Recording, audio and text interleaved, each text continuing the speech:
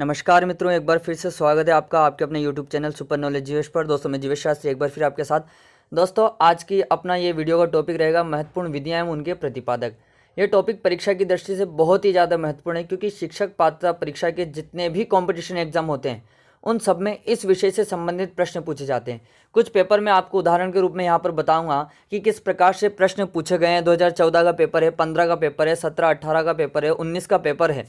ये सारे competition exam के पेपर मैं आपको सामने यहाँ पर रखने वाला हूँ कि किस प्रकार से शिक्षण विधियों से संबंधित प्रश्न पूछे जाते हैं और उनके प्रतिपादक से संबंधित यहाँ पर प्रश्न पूछे जाते हैं। और हम चर्चा करेंगे शिक्षण विधियाँ और उनके प्रतिपादक की। तो दोस्तों आइए शुरुआत करते हैं यहाँ पर इस वीडियो के साथ। तो दोस्तों आप अगर चैनल पर नए हैं तो चैनल को सब्सक्राइब कर लीजिए, बेल आइकन प्रेस कर लीजिए ताकि आपको हमारी वीडियो की नोटिफिकेशन सबसे पहले मिल जाए। आइए दोस्तों शुरुआत करते हैं शिक्षण विधियाँ और उनके प्रतिपादक। तो दोस्तों वीडियो को शुरुआत करते हैं और सबसे पहले हम ये जान लेते हैं कि जो जितने भी पुराने पेपर हुए हैं उन पेपर में शिक्षण विधि और उनके प्रतिपादक से संबंधित किस प्रकार के प्रश्न पूछे गए हैं, वो पेपर मैं आपको यहाँ पर बताता हूँ। देख लीजिए, द्वितीय श्रेणी पेपर में 2014 में जो पेपर हुआ था उसमें किस प्रकार का प्रश्न आया था। मनोवैज्ञानिक दृष्टिकोण से सूक्ष्म शिक्षण किस मनोवैज्ञानिक के अधिगम सिद्धांत पर आधारित है। दोस्तों ये द्वितीय श्रेणी पेपर जो हुआ था 2014 का, उसमें यह प्रश्न पूछा गया था। तो even P Pavlov, Tolman, B F. Skinner, Robert M Gagne, इन सब के उत्तर मैं आपको यहाँ पर आगे बताने वाला हूँ वीडियो के अंत में कि इन शिक्षण विधियाँ कौन कौन सी और उनके प्रतिपादक कौन कौन से। तो ये 2014 का पेपर रहा दोस्तों। और पेपर मैं आपके यहाँ सामने बता देता हूँ। एक और पेपर आया था अपना, खेल विधि को प्रचलित करने का श्रेय है। ये प्रश्न है, ये आया था आपके रीट लेवल सेकंड में 2018 में जो एग्जाम हुआ था उसमें यह प्रश्न आया था। खेल विधि को प्रचलित करने का श्रेय किसे? रॉयबर्न को, हेनरी कोल्डवेल कुक को, मारिसन को और थॉमस एक रस्क को। तो ये प्रश्न रहा। उसके बाद एक और प्रश्न आया, मूल्यांकन शिक्षण आयाम किसके द्वारा प्रतिपादित किया गया है। यह प्रश्न आया था आपके 2017 में द्वितीय श्रेणी पेपर के लिए। क्या प्रश्न है? मूल्यांकन शिक्षण आयाम किसके द्वारा प्रतिपादित किया गया था? ब्लूम, हर्बर्ट, मॉरिसन और ग्लोवर। तो इनके क्या उत्तर रहेंगे मैं आपको वीडियो के अंत में बताने वाला हूँ। तो पहले मैं आपको यहाँ पर पेपर बता देता हूँ कि किस किस प्रकार से हमारे प्रश्न पूछे जाते हैं शिक्षण विधियाँ और उनके प्रतिपादक से संबंधित। दोस्तों कम से कम 4 या 5 नंबर के ये प्रश्न आते हैं। देखो, सूक्ष्म अध्यापन नियंत्रित अभ्यास का सूत्र है जिसमें एक विशिष्ट अध्यापन व्यवहार को नियंत्रित दशाओं में सीखना संभव है। यह किसका कथन है? यह प्रश्न आया था संस्कृत विभाग द्वितीय पेपर 2019 में जो पेपर हुआ था उसमें आया था। तो क्या प्रश्न है? सूक्ष्म अध्यापन नियंत्रित अभ्यास का सूत्र है जिसमें एक विशिष्ट अध्यापन व्यवहार को नियंत्रित दशाओं में सीखना संभव है। यह किसका कथन है?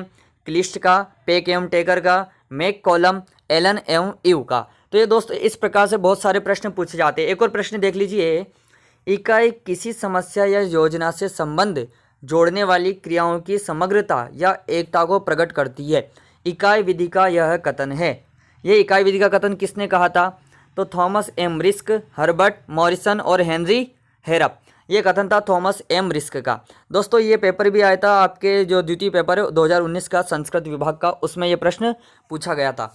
तो इस प्रकार से बहुत ही ज़्यादा महत्वपूर्ण शिक्षण विधियाँ और उनके प्रतिपादक। ऐसे और पेपर मैं आपको बता देता हूँ। देख लीजिए, एक और प्रश्न मैंने यहाँ पर लिया है।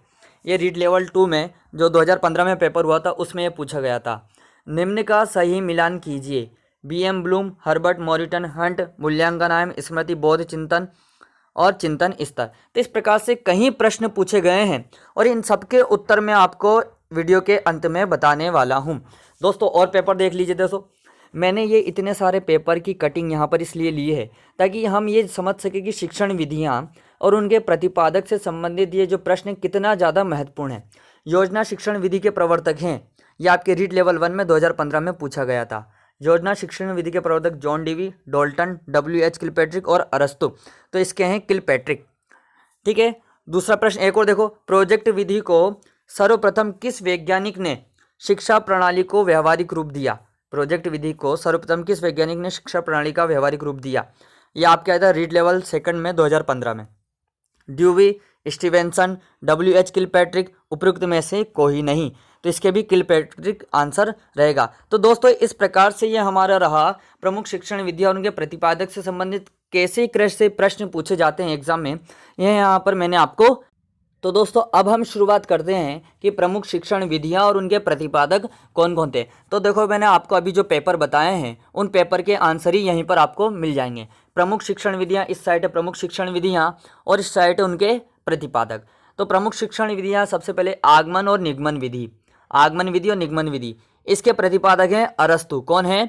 अरस्तु। दोस्तों अरस्तु से पहले भी आगमन निगमन विधि का प्रचलन परंपरा थी, तो वो थी पाणिनि के अनुसार। इसलिए लेकिन जो साहित्य में मुख्य रूप से विद्वानों ने अरस्तु को ही आगमन और निगमन विधि का प्रतिपादक माना है। अब ये आगमन निगमन विधि क्या है आप प्लेलिस्ट में चेक कर लीजिए, आपको वहाँ पर हिंदी शिक्षण विधियाँ हैं, वहाँ पर ये सारी वीडियो सीरीज मिल जाएगी। दूसरी विधि है प्रश्नोत्तर विधि। प्रश्नोत्तर विधि के प्रतिपादक है सुकरात। कौन है? सुकरात जो दार्शनिक है वो प्रश्नोत्तर विधि के प्रतिपादक है। इसलिए इस प्रश्नोत्तर विधि का दूसरा नाम सुकरात विधि भी है। क्या है? प्रश्नोत्तर विधि का दूसरा नाम सुकरात विधि भी है। तीसरी विधि है संवाद विधि। कौन सी है? संवाद विधि। इसके प्रवर्तक हैं प्लेटो। ठीक है, क्लियर हो गया। और देख लेते हैं दोस्तों, और मैं आपको बता देता हूँ यहाँ पर विधि है हर्बर्ट विधि। कौन सी है? हर्बर्ट विधि। हर्बर्ट विधि नाम से है हर्बर्ट, इसके प्रवर्तक कौन है? हर्बर्ट। दूसरी है प्रोजेक्ट विधि। कौन सी है? प्रोजेक्ट विधि। इसके प्रवर्तक है किलपैट्रिक। खेल विधि कोल्डवेल कुक। इसके प्रवर्तक, अभी आया था प्रश्न, खेल विधि के प्रवर्तक कौन है? तो कोल्डवेल कुक। अगली है डेल्टन विधि। डेल्टन विधि के प्रवर्तक है हेलन पार्कहर्स्ट। कौन है? Helen Parkhurst. किंडरगार्टन विधि, किंडरगार्टन विधि के प्रवर्तक हैं फोरबेल। कौन है किंडरगार्टन विधि के प्रवर्तक? फोरबेल। अगली है मोंटेसरी विधि। क्या है? मोंटेसरी विधि जो है इसके प्रवर्तक है मारिया मोंटेसरी। देखो इनके नाम से ये मोंटेसरी, मारिया मोंटेसरी। कुछ विधियां तो आपको ऐसे ही याद हो जाएगी। अगली विधि है खोज विधि। क्या है? इस खोज विधि का दूसरा नाम अन्वेषण विधि भी है। क्या नाम है? अन्वेषण विधि। इसके प्रवर्तक है आर्म स्ट्राना। कौन है इसके प्रवर्तक? आर्म स्ट्राना। तो इस प्रकार से विधि हुई। और देख लेते दोस्तों वैज्ञानिक विधि। कौन सी विधि है? वैज्ञानिक विधि। इसके प्रवर्तक हैं गुणवार स्केट्स। मूल्यांकन विधि, इसके प्रवर्तक है J.M. राइस। इकाई उपागम, इसके प्रवर्तक हैं H.C. मॉरिसन। इकाई उपागम से संबंधित भी प्रश्न पूछा गया था। ट्रेकॉली शिक्षण विधि, ट्रेकॉली के नाम से है ट्रेकॉली, इसके प्रवर्तक हैं ट्रेकॉली। ब्रेल पद्धति, इसके नाम से ही है लुई ब्रेल। ठीक है, देखो आधी है तो आपको ऐसे ही नाम याद हो जाएंगे। अगली है प्रक्रिया विधि। इसके प्रवर्तक हैं, इसके प्रतिपादक है कमेनियस। कौन है? कमेनियस। बेसिक शिक्षा पद्धति। कौन सी है? बेसिक शिक्षा पद्धति। इसके प्रतिपादक है महात्मा गांधी। अगली है सामाजिक विधि। इसके प्रतिपादक है एल मोरेना। कौन है? एल मोरेना। तो इस प्रकार से दोस्तों ये कुछ महत्वपूर्ण विधियां हैं जो इनके प्रतिपादक रहे हैं। और मैं आपको बता देता हूं, देखो एक और विधि है रेखीय अभिक्रमित अनुदेशन विधि। इस विधि का नाम है पूरा रेखीय अभिक्रमित अनुदेशन विधि।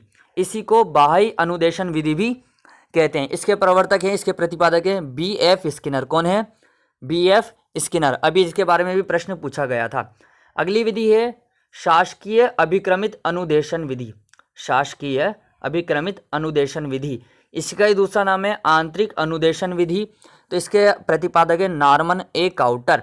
ठीक है, और लास्ट है प्रश्नावली विधि। कौन सी है? प्रश्नावली विधि। और इसके प्रतिपादक हैं वुडवर्थ। तो दोस्तों इस प्रकार से हमने महत्वपूर्ण विधियां और उनके प्रतिपादक की चर्चा यहाँ पर की।